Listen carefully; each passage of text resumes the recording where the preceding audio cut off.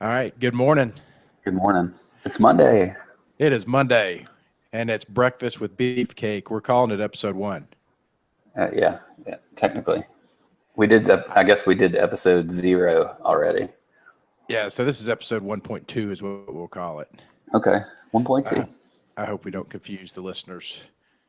And we have Monday morning, and I am overly energetic about today. I went to bed last night, and I told Amanda, I said, I can remember setting my alarm for like 2 o'clock in the morning on Monday mornings because I hated waking up so much. I wanted to at least wake up and know that I had more time to sleep.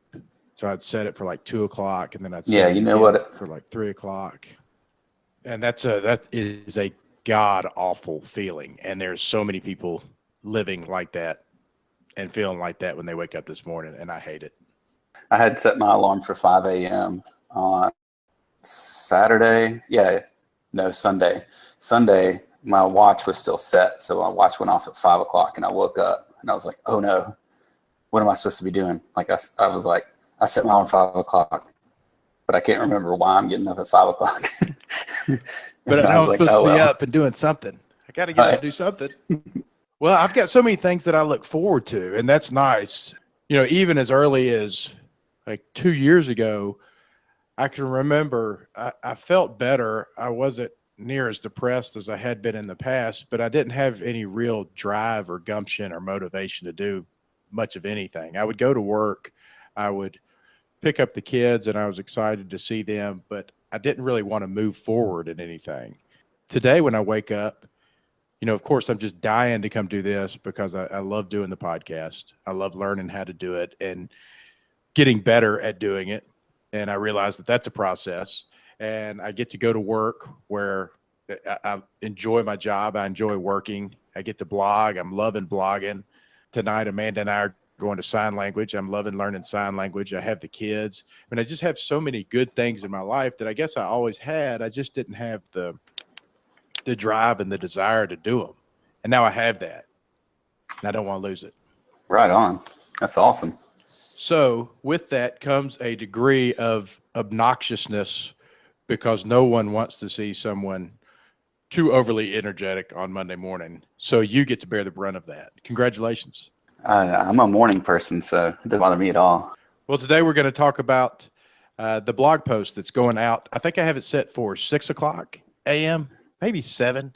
I think I All right. had it set for 7, and then I moved it back to 6. I didn't want anybody's phone or email dinging. You know how I overthink everything. Mm-hmm. I was like, if I send this out at 6 and people are still sleeping, what if it makes a ding and it wakes up their spouse or it wakes them up, and then people won't like me, They need to learn how to use Do Not Disturb. and then they'll unsubscribe, and one unsubscriber is more than I can handle. But I'm learning to handle it well. It happens. Do you just check the unsubscribes every single day and you're like, oh my God? You know, reach out to that person and be like, why? Can I ask you why you unsubscribed to my email list? Is there anything I can do?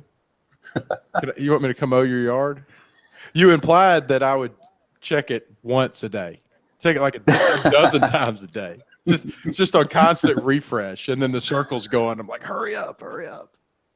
Hi there. I noticed that at 1:02 p.m. on Saturday, you unsubscribed from my email list.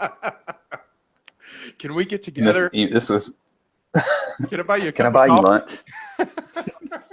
Let's get the whole family together. I'd like to talk to everyone. All right. So the blog post this morning, it is titled, what's it titled? In order to have a mountaintop experience, a mountain is not necessary. That's right. I And actually thought this was kind of cool because you brought it up when we were talking to Paul on the podcast the other day. It just fit right into what he was talking about. So I thought it was really cool. well, the podcast has been a great way for me to come up with ideas about the blog. And it's also a great way to kind of solidify what I'm feeling in regards to the blog. And this one in particular was about when Amanda and myself and the whole family, my mom and the kids, went to Orange Beach a couple of weeks ago, and we saw some people swimming off of our balcony. We were watching some people out in the ocean, and they were far off to the left, but they were way out in the ocean. and they were out there kind of hanging out, and they were only in like chest high water. And so they were on a sandbar. I told Amanda, we need to find our sandbar. I think I can see it because, you can see how the color of the water changes. Mm-hmm. It went from kind of that light white color down to the dark blue. And then further out, it changed to the white. As we were wading around in the ocean, I said, I'm going to swim out there and I'm going to find that sandbar. Well, I swam a little bit, tried to touch the bottom, and I couldn't touch. Swam a little bit, tried to touch the bottom, and I couldn't touch. Yada, yada, yada.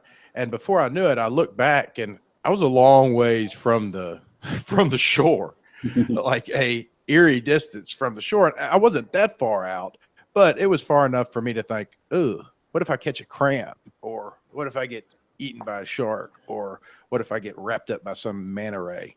So I had that moment. And so I started to swim back. And once I got back to the shore, I don't want to be over dramatic and say that I felt like a different person, but I did have that feeling of fear and having that safety net taken away from me where I was all on my own. And I think that I take for granted how well protected I am every day. Everywhere that you look around, you have vehicles that are all engineer approved and safety developed and modified. And then you have guards, and you have fences, and you have nice roads to travel on, and you have rules and people who have spent a lot of time making sure that we're safe and comfortable, and insurance and laws and OSHA rules and all that sort of thing, which is great. I think it's wonderful to be safe. However, getting back to that shore and seeing Amanda and the kids and my mom just really made me think, we're so used to being safe all the time that I think that it takes away from some of our appreciation of life and what we have in it. At that moment, I was able to fully appreciate all that I've been given and not focus on when I had that brief moment of what if I don't make it back to shore. I wasn't worried about my AT&T bill. I wasn't worried about my health insurance. I was worried about, the people that I love and the people that are around me, that I don't do near as good of a job as I need to do of cherishing them and enjoying the time that I spend with them. So it's funny how like you bring that up about how you're so vulnerable out there in the ocean, like because we don't ever stop and think about how small we really are. I think what I take away from that blog post is we should all be more aware of where we are, in the universe, and how small our problems really are. And we make them much bigger than they really are. When we zoom out, it's like a tornado could come and suck us up and kill us. Mother Nature is not worried about us. We live in our little space, but when we go up that mountain or run that race or whatever, there's always some giant thing that could happen and just remove us from the situation. Yeah, I think I believe that must have happened last night or this weekend in New Orleans. I just read something where some weather had come into Louisiana somewhere, and I don't know if Really? it took any lives or if it was a hurricane or tornado or what the deal was, but so people were at the very least displaced. I don't know if people were injured. There was also 6 people traveling on an airplane in Oxford or to Oxford or from Oxford that all 6 of them perished, and it said they left behind 11 children. That's terrible. It's unbelievably terrible, but it just makes you think about the reality of it. We worry so much about little things. You never know, because tomorrow you could just be gone. One of the guys that was in that plane crash went to Marshall Academy, which is like a high school that's close to where I grew up. Yeah. And he was same age as me. I remember playing basketball against him. I don't know, so it's just like that could have been me in that plane. You know what I mean? Easily. Yeah. Or in that car wreck or whatever Right. it is that can potentially happen to you. This week we talked with Paul DeAngelis. Paul is a mountain guide. So he guides people on these mountain climbing expeditions. And it was really interesting to talk with somebody like that, not only because he was just such a enthusiastic guy, and you could hear his passion and his energy and everything that he said, but because he gets to experience life and death situations pretty much on a regular basis. And with that would certainly come a great deal of perspective.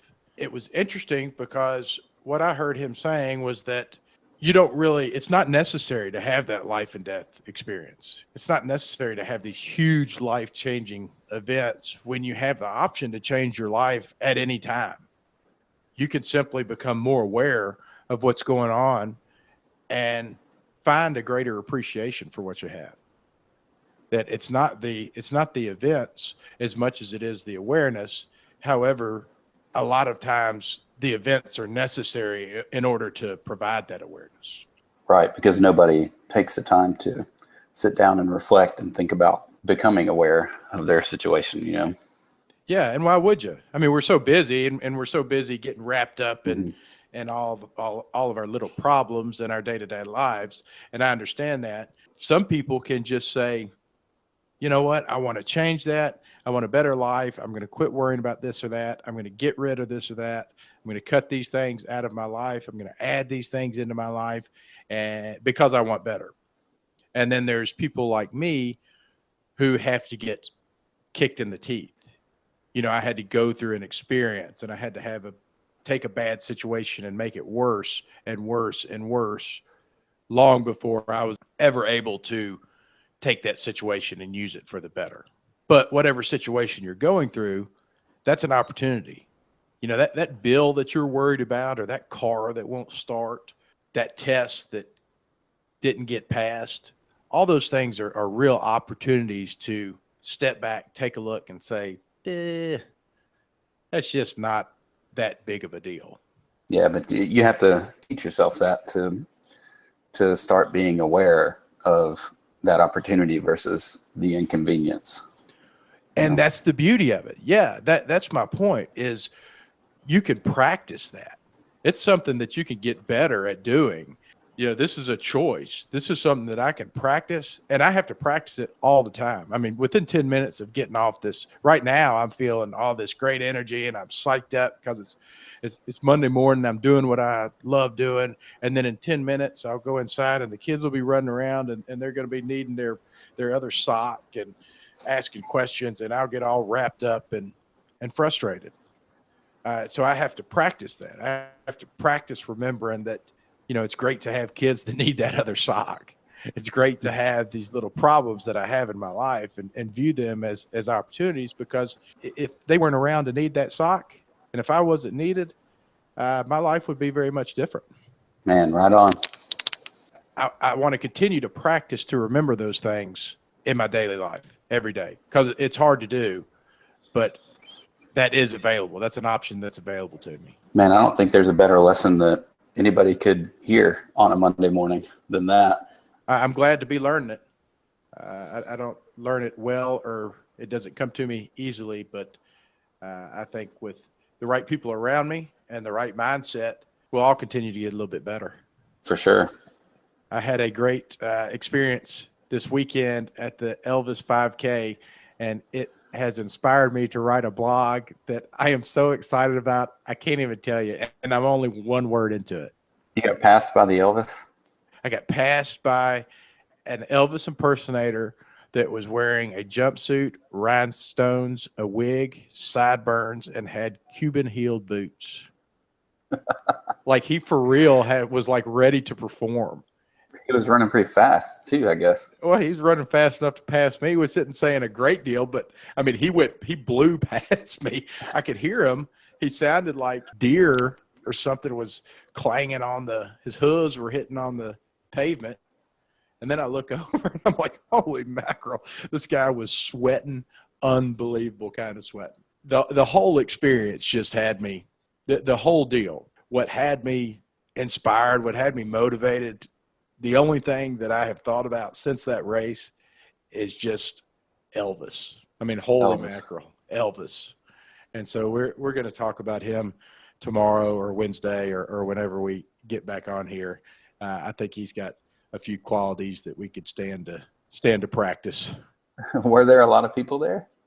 Yeah, there's a ton of people there. It's Elvis. Yeah. You mentioned Elvis, and people come hauling ass from all over the place. It's August, so it's like Elvis. It's Elvis week. Okay, yeah.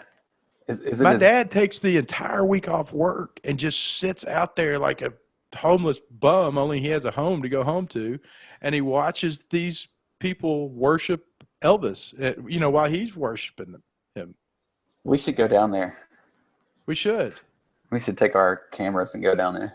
He loves it. He absolutely loves it. And he says when you walk through that parking lot that you'll see very, very few plates from Tennessee and Shelby County, that they're from Oh, all I over the know. country, all over the It's world. amazing. You can drive through there at any time, not just in August, but it always amazes me at the amount of people that are down there. And I'm ashamed to say I've never been to Graceland, I haven't either. but that's going to change. I just can't. I can't continue to go through life and look people in the eye and tell them that I'm from Memphis, Tennessee, and I've never been to Graceland. We're going to talk about him. I'm excited to talk about him because he's Sweet. got the stuff. All right, Vaughn. I appreciate it, man. You have a good day, and we'll talk soon. All right, dude. You too. Later.